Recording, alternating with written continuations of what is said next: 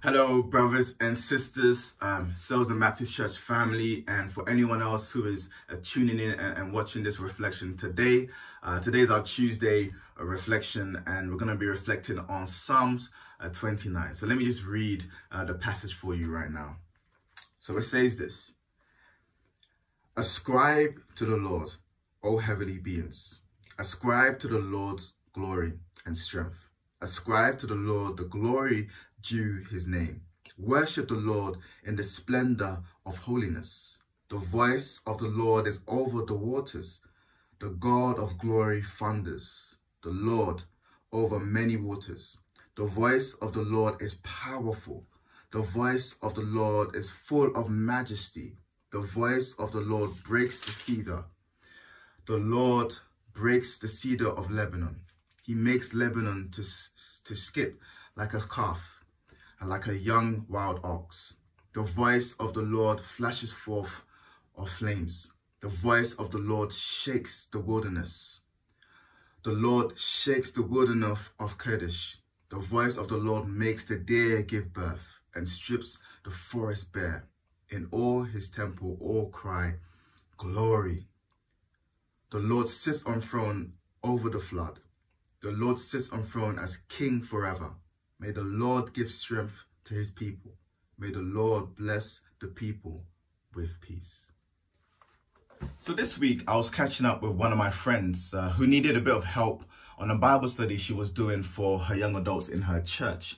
And there was a particular word that she was stuck on and didn't quite understand the meaning to its fullest degree. And it was the word, the glory of God. You know, the phrase, the glory of God. And she's heard in many church settings this word being used about, you know, the glory of God. But she didn't really understand what that meant. And she was looking at a few passages to try and understand, you know, the origins of where this word was used and what that implied in that particular context.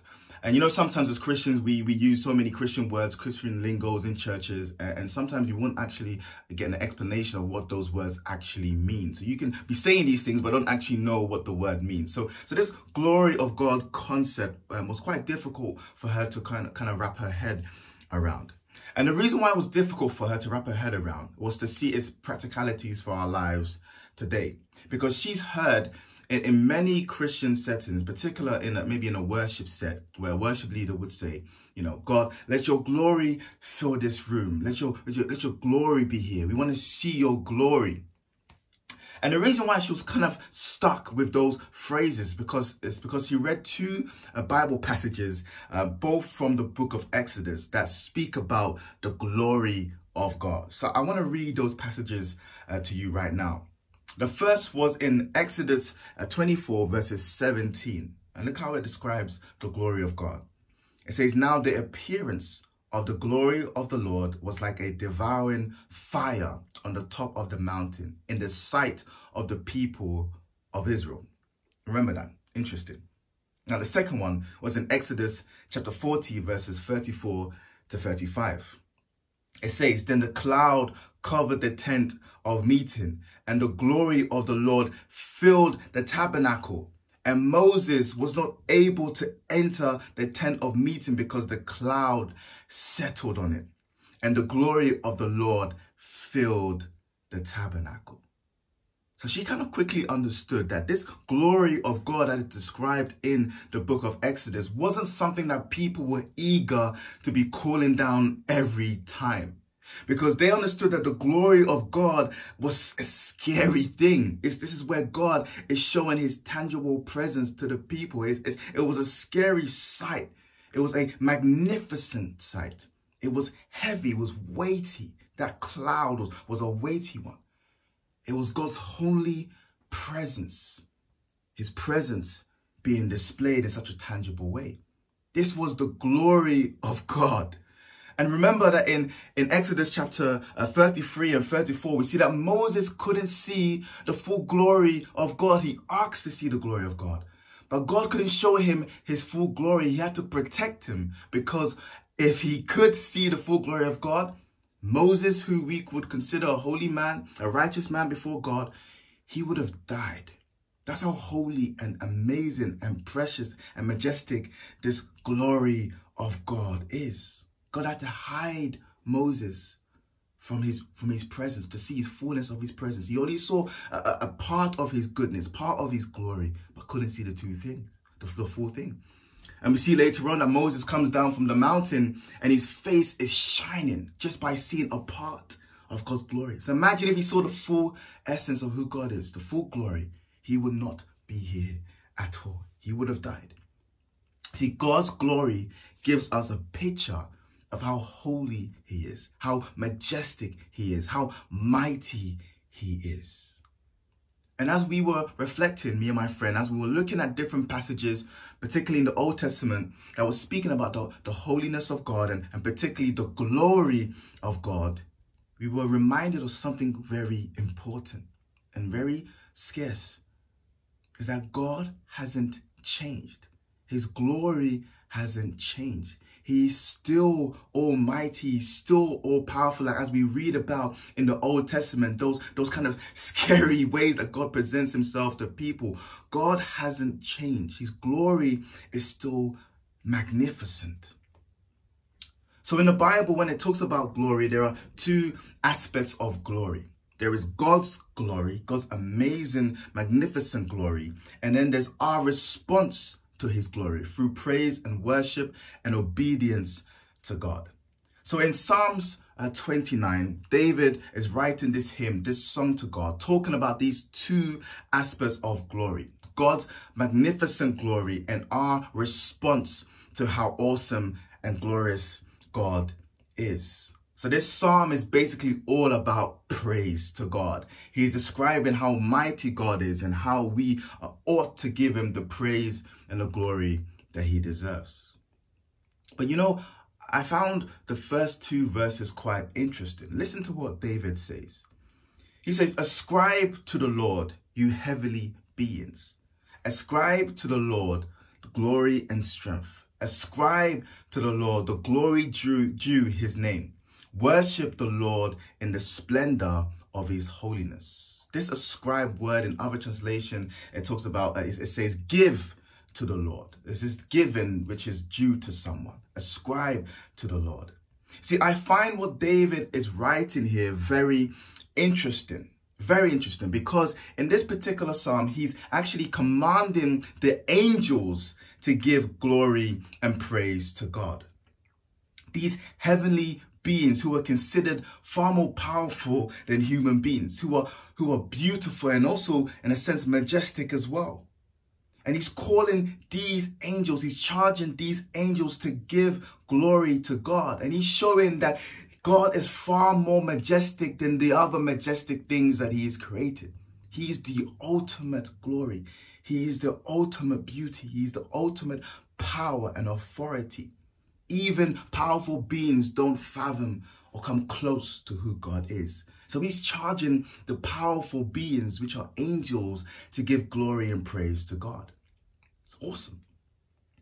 It's also right to also say that he's also implying that if these angels who are beautiful and glorious, if they should give God praise and glory, that means we should do the same too.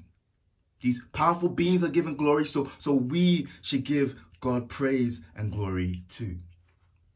The rest of the psalm is beautiful. We see that David goes into this crazy praise to God, how he describes God. And he's given all sorts of imageries related to God and his voice. Listen to some of the words that David says.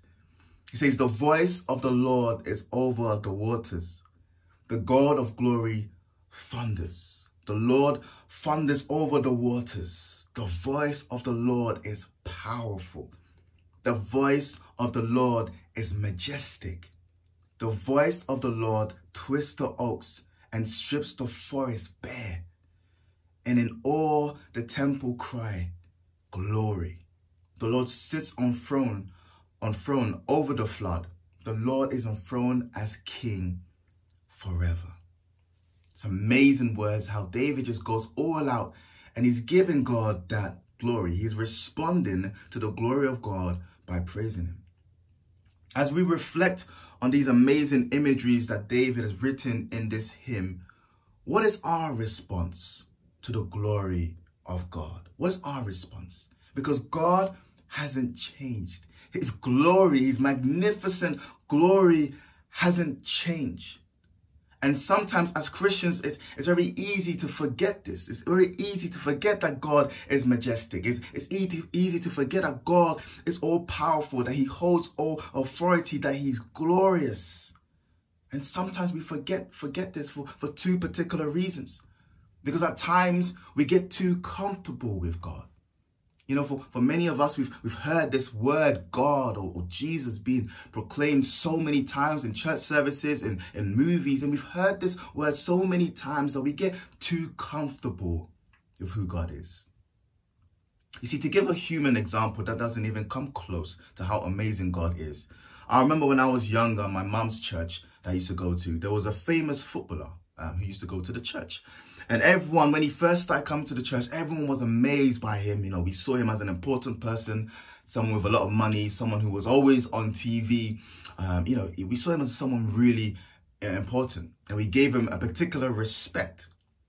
But when he started to come to the church more regularly, and he, you know, over the years, we realized that, you know, his importance kind of faded away. We understood that, yeah, he was someone important, but it kind of faded away the more we got to know him, and you know, the more we got comfortable with him. And you know, we can't even compare that to how amazing God is, because God doesn't change. We should never get too comfortable with who God is. He is amazing. He is majestic.